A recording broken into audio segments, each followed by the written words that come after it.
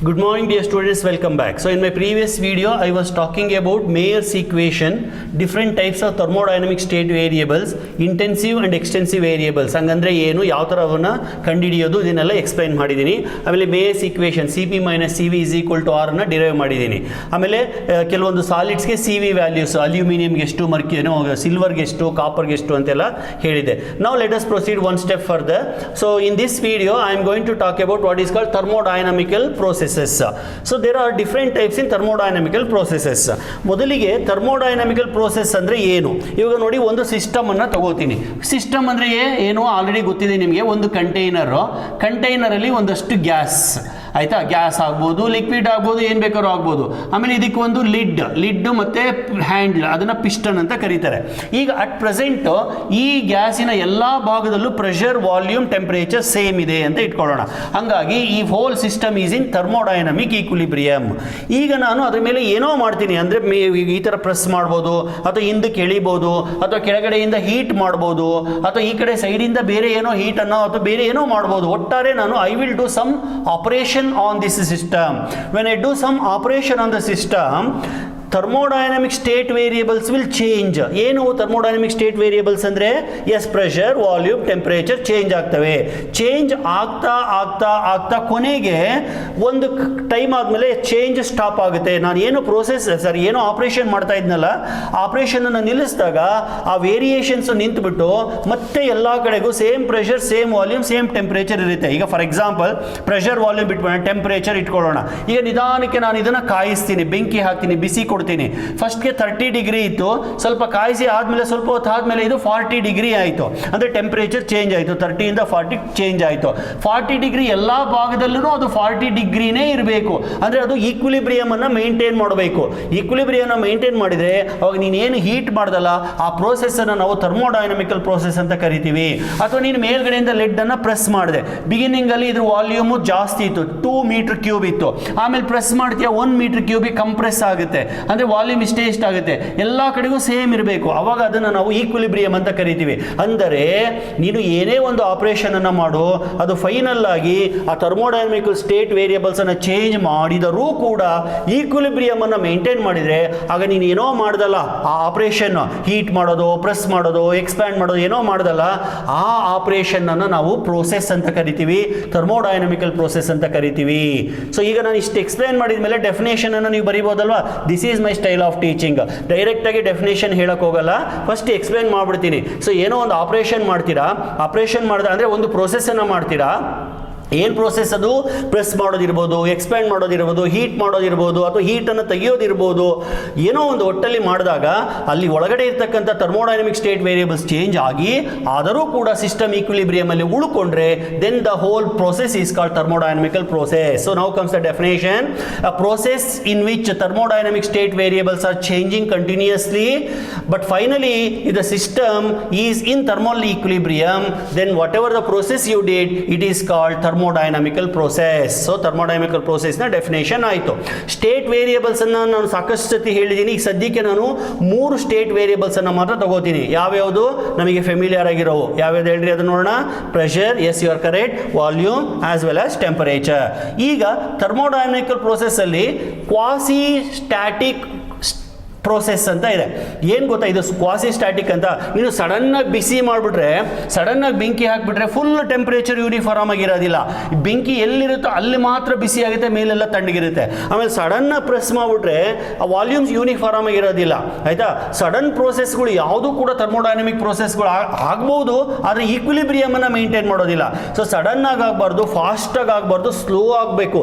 Step by step ನಿಧಾನಕ್ಕೆ ನೀರನ್ನು ಕಾಯಿಸೋದು ಅಥವಾ ನಿಧಾನಕ್ಕೆ ಪ್ರೆಸ್ ಮಾಡೋದು, ಇವೆಲ್ಲವನ್ನು ನಾವು ಕ್ವಾಸಿ ಸ್ಟ್ಯಾಟಿಕ್ ಅಂದ್ರೆ, ಕ್ವಾಸಿ ಅಂದ್ರೆ ಸೆಮಿ ಅಂತ, ಕ್ವಾಸಿ ಸ್ಟ್ಯಾಟಿಕ್ ಪ್ರೋಸೆಸ್ಗಳು ಅಂತ ಕರಿತೀವಿ. Slow processes are called as quasi static processes and it is done especially to maintain equilibrium, thermodynamic equilibrium. ಕೇಳಬಹುದು 1 ಮಾರ್ಕಿಗೆ.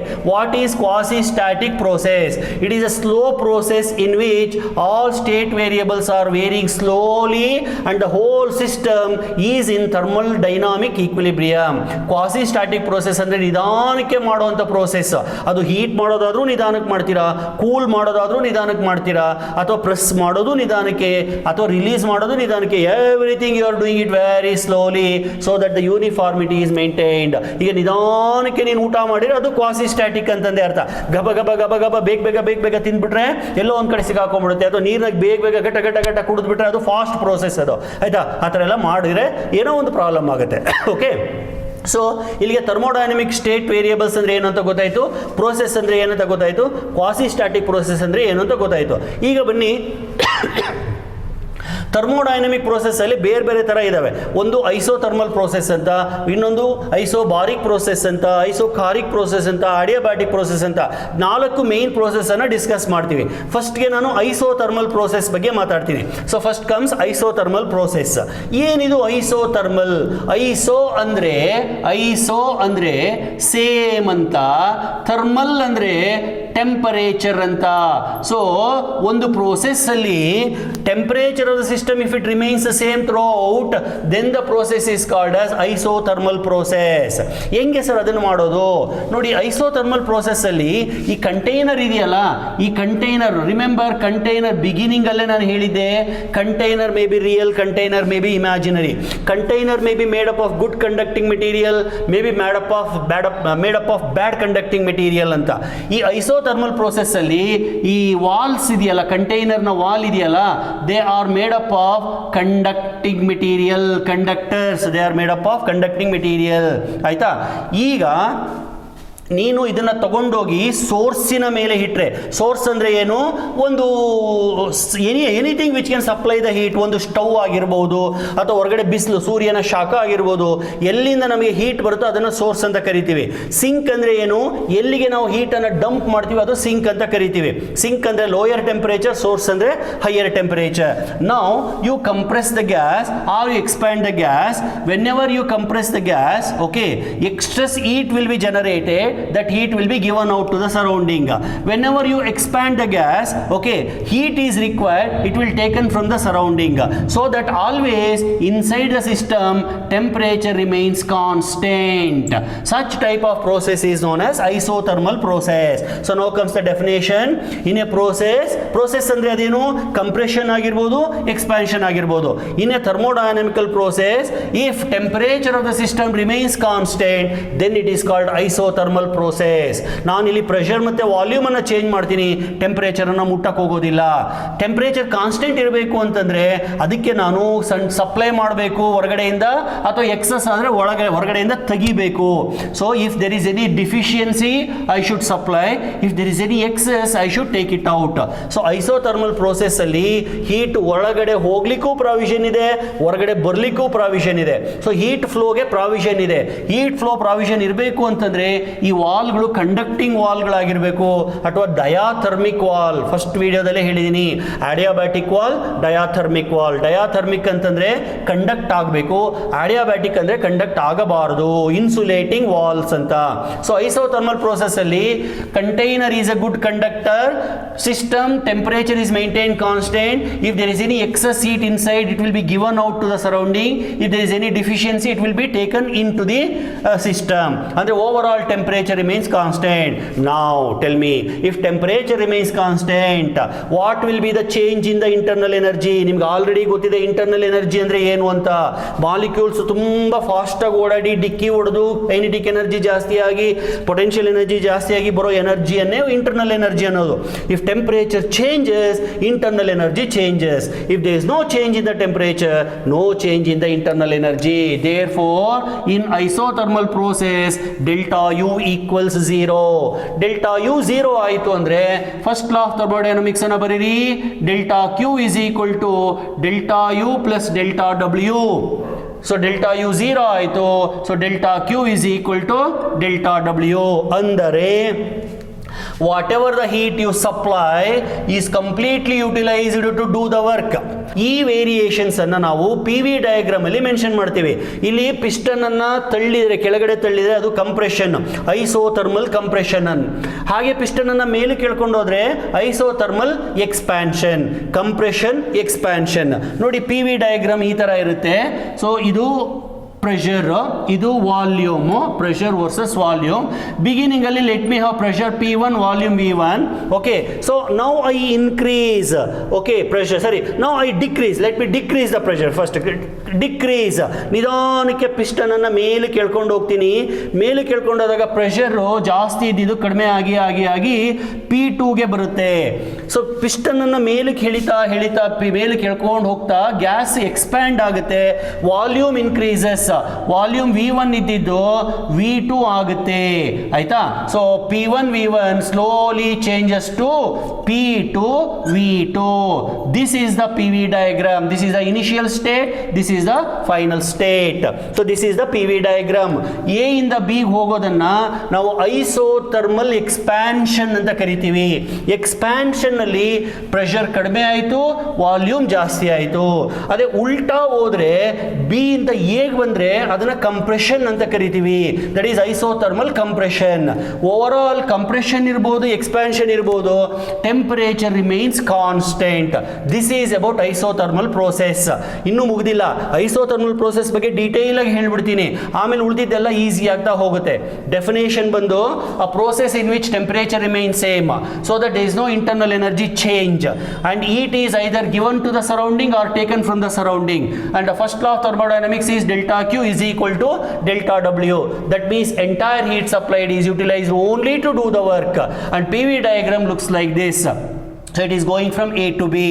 Yes sir, that's all. This is about isothermal process. Sir, ಹಾಗಾದ್ರೆ ಇಲ್ಲಿ ಏನು work ಅಂತ ಹೇಳಿದಲ್ಲ, can we calculate the work using this graph? Yes, 100% you can calculate the work. ಹೆಂಗೆ? Just draw the line from here, draw the line from here. This entire area gives you work done.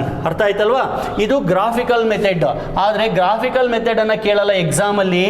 Derive the expression for work done in isothermal process ಅಂತ ಕೇಳ್ತಾರೆ. ಅಂದ್ರೆ derivation ಅನ್ನ ಮಾಡಬೇಕು. So ಈಗ ಬರ್ತಾ ಇದೆ next heading, to calculate the work done in isothermal process. What is isothermal process ಅಂತ ಕೇಳಬಹುದು, ಡಿಸ್ಕಸ್ ಐಸೋಥರ್ಮಲ್ ಪ್ರೋಸೆಸ್ ಅಂತ ಕೇಳಬಹುದು, write first law of thermodynamics in isothermal process ಅನ್ಬಹುದು. ಇವೆಲ್ಲ 1 ಮಾರ್ಕಿಗೆ ಬರುವಂತದ್ದು.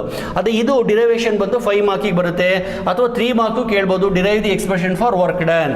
ನೋಡಿ, ನಮ್ಮನ್ನು ಆಲ್ರೆಡಿ ಒಂದು ಪ್ರೀವಿಯಸ್ ವಿಡಿಯೋದಲ್ಲಿ ಹೇಳಿದೀನಿ, work done is given by integral of P into dV when volume changes from V1 to V2 ಅಂತ. ಸೊ ಈ ಫಾರ್ಮುಲಾದಿಂದ ನಾನು ಶುರು ಮಾಡ್ಕೋತೀನಿ. ಇಲ್ಲಿ dV ಬಂದು change in the volume, P is the pressure. Ideal gas equation ಅನ್ನು ಯೂಸ್ ಮಾಡ್ಕೋತೀನಿ. ಈ ಈಕ್ವೇಶನ್ ಅನ್ನು ಯೂಸ್ ಮಾಡ್ಕೊಂಡು ಇದನ್ನ ಡಿರೈವ್ ಮಾಡ್ತಾ ಹೋಗ್ತೀನಿ. ನೋಡಿ, ಈ ಈಕ್ವೇಶನ್ ಅಲ್ಲಿ ನಾನು ಪುಟ್ PV is equal to RT so that P is equal to RT divided by V. ಅಂದ್ರೆ P ಜಾಗಕ್ಕೆ RT divided by V ಅನ್ನು ಸಬ್ಸ್ಟಿಟ್ಯೂಟ್ ಮಾಡೋಣ, ಆಯ್ತಾ. ಸೊ ಇಲ್ಲಿ ಕಂಟಿನ್ಯೂ ಮಾಡ್ತೀನಿ ಇವಾಗ. ಅಲ್ಲಿಗೆ W becomes, therefore W becomes integral of P ಜಾಗಕ್ಕೆ RT divided by V into dV. Volume changes from V1 to V2. I hope you are following. Now next step, R and T are constant. R is universal gas constant, ನಮಗೆಲ್ಲರಿಗೂ ಗೊತ್ತಿದೆ. Temperature is maintained constant because it is isothermal process. Therefore this becomes W is equal to RT into integral of D1 by V into dV between the limits V1 and V2. ವಿದ್ಯಾರ್ಥಿಗಳೇ, ನಿಮಗೆ integration ಬಗ್ಗೆ ಸ್ವಲ್ಪ knowledge ಇರಬೇಕು. ಕೆಲವೊಂದು standard ಫಾರ್ಮುಲಾಗಳಿದಾವೆ. ಅದರಲ್ಲಿ ಒಂದು formula ಬಂದು integral of 1/x into dx ಅಂತ ಇದ್ರೆ ಅದನ್ನ ಲಾಗ್ ಅನ್ನ LN ಅಂತ ಬರೀತಾರೆ. LOG ಬರೀತಾರೆ, LN ಅಂತ ಕೂಡ ಬರೀತಾರೆ. LOG ಬರೆದ್ರೆ ಅದು ಬೇಸ್ 10 ಅಂತ, LN ಬರೆದ್ರೆ ನ್ಯಾಚುರಲ್ ಲಾಗ್ ಅಂತ, ಆಯ್ತಾ. ಸೊ ಲಾಗ್ ಆಫ್ ಇದನ್ನ x ಅಂತ ಬರೀಬಹುದು. ಇಂಟೆಗ್ರಲ್ ಆಫ್ 1/x ಇದ್ರೆ ಫೈನಲ್ ಆಗಿ ಅದನ್ನ ಲಾಗ್ ಆಫ್ x ಅಂತ ಬರೀಬಹುದು. ಆ ಬೇಸಿಸ್ ಮೇಲೆ ಇಲ್ಲಿಗೆ ಬರ್ತೀನಿ. W is equal to RT into LN of V. ಆಮೇಲೆ ಲಿಮಿಟ್ಗಳನ್ನು ಯಾವಾಗ್ಲೂ ಈ ತರ ಹೊರಗಡೆ ಬರೀಬೇಕು. ಇದೇ ಒಂದು ಡ್ರಾಬ್ಯಾಕ್. ಮ್ಯಾಥಮೆಟಿಕ್ಸ್ ಅಲ್ಲಿ ಟ್ರಿಗ್ನೋಮೆಟ್ರಿ ಇದೆ, ಅನಾಲಿಟಿಕಲ್ ಜಾಮೆಟ್ರಿ ಇದೆ, ಕ್ಯಾಲ್ಕುಲಸ್ ಇದ್ಬಿಟ್ಟಿದ್ರೆ ಇದೆ. ಆದ್ರೆ ಈ ಕ್ಯಾಲ್ಕುಲಸಲ್ಲಿ ಈ ಇಂಟಿಗ್ರೇಷನ್ ಪಾರ್ಟ್ ಇದ್ಬಿಟ್ಟಿದ್ರೆ ಫಿಸಿಕ್ಸ್ ಬಹಳ ಸುಲಭ ಆಗಿರ್ತಾ ಇತ್ತು, ನಾವು ಜಾಸ್ತಿ ಹೇಳೋ ಅವಶ್ಯಕತೆನೇ ಇರ್ತಿರಲಿಲ್ಲ. ಆಮೇಲೆ ಇನ್ನೊಂದು ತಿಳ್ಕೊಳ್ಳಿ, ನಾವು ಎಷ್ಟೇ ಎಕ್ಸ್ಪ್ಲೈನ್ ಮಾಡಿದ್ರು ಮ್ಯಾಥಮೆಟಿಕ್ಸ್ ಟೀಚರ್ ಹೇಳಿದಷ್ಟು ಎಫೆಕ್ಟಿವ್ ಆಗಿ ಬರೋದಿಲ್ಲ. ನಮಗೆ ಎಷ್ಟು ಬೇಕೋ ಅಷ್ಟನ್ನು ಮಾತ್ರ ಒಂದು ಸರ್ತಿ ಅಥವಾ 2 ಸರ್ತಿ ಹೇಳ್ತೀವಿ. ಅದೇ ಮ್ಯಾಥ್ಸ್ ಟೀಚರ್ಸ್ ಏನು ಮಾಡ್ತಾರೆ, ಅದೇ ಕಾನ್ಸೆಪ್ಟ್ನಲ್ಲಿ ಒಂದು 5-6 ಪ್ರಾಬ್ಲಮನ್ನು ಮಾಡಿ ನಿಮಗೆ ಪಕ್ಕಾ ಮಾಡಿಸ್ಬಿಡ್ತಾರೆ. ಹಾಗಾಗಿ ನಿಮಗೆ ಮ್ಯಾಥಮೆಟಿಕ್ಸ್ನವ್ರು ಇದು ಹೇಳ್ಕೊಟ್ರೆ ನಿಮಗೆ ಚೆನ್ನಾಗಿ ಈಸಿಯಾಗಿ ಅರ್ಥ ಆಗುತ್ತೆ. ಈಗ ಸದ್ಯಕ್ಕೆ ನಾನು ಇದಕ್ಕೆ beyond this I cannot do anything, please try to okay catch this particular point. ಸರಿ, ಓಕೆ, ಇಲ್ಲಿ ಬರೋಣ. ಅಲ್ಲಿಗೆ W is equal to RT into ln first upper limit ಮಾಡ್ತೀವಿ V2, ಆಮೇಲೆ lower limit that is V1. So ln of V2 minus V1 ಇದನ್ನ ನಾವು ಮತ್ತೆ RT into ln V2 divided by V1 ಬರೀಬಹುದಲ್ವಾ. ಪ್ರೋಸೆಸ್ ಬಂದು ಸೆಕೆಂಡ್ ಪ್ರೋಸೆಸ್ ಬಂದು isobaric process. What is isobaric process? Iso ಅಂದರೆ same, ಟೆಂಪರೇಚರ್ಗೆ ಥರ್ಮಲ್ ಅಂತೀವಿ, ಪ್ರೆಷರ್ಗೆ ಬಾರ್ ಅಂತ ಕರಿತೀವಿ. So isobaric process is one in which volume and temperature are varied at constant pressure. ನೋಡಿ, ಅಲ್ಲಿ pressure and volume varied at constant temperature. Here I am changing volume and temperature at constant pressure. So in a process, if pressure is kept constant and the gas is expanded or compressed by changing the temperature, that means volume and temperature are changing, pressure is maintained constant, then it is called isobaric process. Isobaric process ಅಲ್ಲಿ heat supply ನೂ ಆಗುತ್ತೆ, heat ಹೊರಗಡೆನೂ ಬರುತ್ತೆ. ಅಲ್ಲಿಗೆ totally delta Q is equal to delta U plus delta W. ನೋಡಿ, pressure change ಆಗೋದಿಲ್ಲ, volume change ಆಗೋದ್ರಿಂದ delta W ಇರುತ್ತೆ. Because delta W is nothing but PdV. ಅಂದರೆ ಇದನ್ನು ನಾನು delta Q is equal to delta U plus PdV ಅಂತ ಬರೀಬಹುದು. ಅಂದ್ರೆ work ಕೂಡ ಆಯಿತು, ಎನರ್ಜಿ ಕೂಡ ಚೇಂಜ್ ಆಯಿತು. ಹಾಗಾದ್ರೆ ಐಸೋಬಾರಿಕ್ಗೂ ಥರ್ಮಲ್ಗೂ ಏನು ವ್ಯತ್ಯಾಸ? ಐಸೋಥರ್ಮಲಲ್ಲಿ ಎನರ್ಜಿ ಚೇಂಜ್ ಆಗಲಿಲ್ಲ, ಬರೀ ವರ್ಕ್ ಆಯಿತು. ಅದೇ ಐಸೋಬಾರಿಕಲ್ಲಿ ಎನರ್ಜಿನೂ ಚೇಂಜ್ ಆಗುತ್ತೆ, ವರ್ಕು ಕೂಡ ಆಗುತ್ತೆ. Supplied heat, part of the supplied heat is used to increase the internal energy, remaining part is used to do the work by the gas. So this is isobaric process. Isobaric process ಅಲ್ಲಿ work done ಇದೆ, isobaric process ಅಲ್ಲಿ work done ಇಲ್ಲೇ ಇದೆಯಲ್ಲ, work done is equal to P into dV. ಅದನ್ನು ಮತ್ತೆ ಇಲ್ಲಿ continue ಮಾಡ್ತೀನಿ. dV ಅಂದ್ರೆ W is equal to P into dV ಅಂದ್ರೆ V2 minus V1 ಆಗುತ್ತೆ. So that is equal to PV2 minus PV1. ಯಾಕೆ sir P1 V1 P1 P2 ಬರೀತಾ ಇಲ್ಲ? Because it is not changing, pressure is not changing, ಆಯ್ತಲ್ವಾ? ಆಮೇಲೆ ನಿಮಗೆ ಗೊತ್ತಿರಬೇಕು PV is equal to RT ಅಂತ, PV is equal to RT ಅಂತ. ಅಲ್ಲಿಗೆ PV2 ಅಂದರೆ RT2, PV1 ಅಂದರೆ RT1. ಅಲ್ಲಿಗೆ W becomes PV2 means RT2 minus RT1. or you can take R common factor, it is R into T2 minus T1. Okay, ಆಮೇಲೆ ಈ ಎಲ್ಲ ಡಿಸ್ಕಷನ್ನಲ್ಲೂ ನಾನು 1 mole ಅಂತ ತಗೋತಾ ಇದ್ದೀನಿ.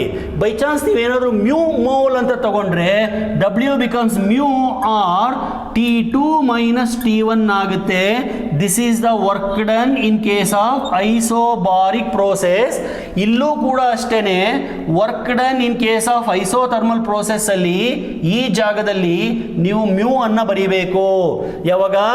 ಮ್ಯೂ ಮೋಲ್ ಆಫ್ ಗ್ಯಾಸ್ ಅನ್ನ ತಗೊಂಡಾಗ. ಸರಿ, ನಾನು ಇಷ್ಟೊತ್ತು ನಾನು 2 ಪ್ರೋಸೆಸ್ಗಳನ್ನು ಎಕ್ಸ್ಪ್ಲೈನ್ ಮಾಡಿದ್ದೀನಿ, ಐಸೋಥರ್ಮಲ್ ಪ್ರೋಸೆಸ್ ಮತ್ತು ಐಸೋಬಾರಿಕ್ ಪ್ರೋಸೆಸ್. ಆ 2 ಪ್ರೋಸೆಸ್ಗಳಲ್ಲಿ ವರ್ಕ್ ಡನ್ ಅನ್ನು ಕಂಡುಹಿಡಿಯೋದು ಹೇಗೆ ಅಂತ ಹೇಳಿದ್ದೀನಿ. ಇನ್ನು 3ನೇ ಪ್ರೋಸೆಸ್ಸಿಗೆ ಬಂದು ಐಸೋಕಾರಿಕ್ ಪ್ರೋಸೆಸ್ ಅಂತ. ಐಸೋ ಅಂದರೆ ಸೇಮ್, ಕಾರಿಕ್ ಅಂದರೆ volume. What is isochoric process? It is a process in which pressure and temperature changes at constant volume. Volume change ಆಗೋದಿಲ್ಲ. ಹಾಗಾದ್ರೆ ಫಸ್ಟ್ ಲಾ ಆಫ್ ಥರ್ಮೋಡೈನಮಿಕ್ಸ್ ಅನ್ನ ಬರಿತೀವಿ ಸರ್. ಅದೇನು ಬಹಳ ಸಿಂಪಲ್. ಇವಾಗ delta Q is equal to delta U plus 0. ಯಾಕೆ 0 ಹೇಳಿ ನೋಡೋಣ. ಎಸ್, ಇಲ್ಲಿದೆ ನೋಡಿ first law of thermodynamics. Volume change ಆಗೋದಿಲ್ಲ, ಹಾಗಾಗಿ second term 0. So entire heat supplied is used to do the increase the internal energy only. ನೋಡಿ, isothermal ಅಲ್ಲಿ entire heat is used to do the work. ಐಸೋಕಾರಿಕಲ್ಲಿ entire heat is used to rise the internal energy. ಐಸೋಬಾರಿಕಲ್ಲಿ some amount is used to increase the energy, some amount is used to do the work. Isothermal, full work. Isocaric, full rise in energy. Isobaric, partially work done, partially increase in the internal energy. ಆಯ್ತಾ, ಇಲ್ಲಿ work done ಇಲ್ಲ, ಹಂಗಾಗಿ work ಡನ್ಗೆ expression ಇಲ್ಲ. W is equal to 0 ಇದನ್ನು derive ಮಾಡೋ ನೆಸೆಸಿಟಿನೇ ಇಲ್ಲ. So 3 ಪ್ರೋಸೆಸ್ಗಳಾದವು. Isothermal ಆಯಿತು, ಐಸೋಬಾರಿಕ್ ಆಯಿತು, ಐಸೋಕಾರಿಕ್ ಆಯಿತು. ಇನ್ನು ಒಂದಿದೆ, ಅದು ಇಂಪಾರ್ಟೆಂಟೇನೆ, ಅದನ್ನು ನೆಕ್ಸ್ಟ್ ವಿಡಿಯೋದಲ್ಲಿ ಹೇಳ್ತೀನಿ. ಆಡಿಯಾಬ್ಯಾಟಿಕ್ ಅಂತ. ಆಡಿಯಾಬ್ಯಾಟಿಕ್ ಪ್ರೋಸೆಸ್ ಅಂದರೆ ಏನು? ಆಡಿಯಾಬ್ಯಾಟಿಕ್ ಪ್ರೋಸೆಸ್ಸಲ್ಲಿ ವರ್ಕ್ ಡನ್ ಅನ್ನು ಹೆಂಗೆ ಕ್ಯಾಲ್ಕುಲೇಟ್ ಮಾಡ್ತಾರೆ, that is actually very important derivation. ಅದು ಎಕ್ಸಾಮಿಗೆ ಬರೋ ಚಾನ್ಸಸ್ ಜಾಸ್ತಿ ಇದೆ. Well, I will stop this video. We will meet in the next video. Thank you very much.